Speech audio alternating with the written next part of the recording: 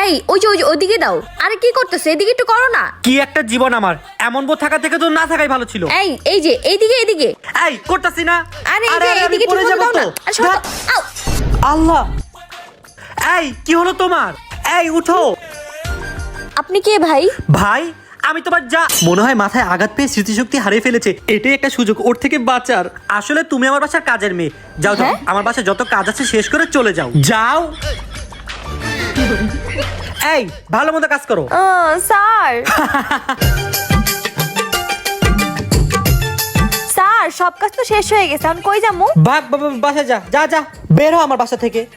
Finally বেঁচে গেলাম। কাল থেকে আর বাসায় কাজে আসবে না। তুমি আবার আসছো, তোমাকে বললাম না চলে যেতে।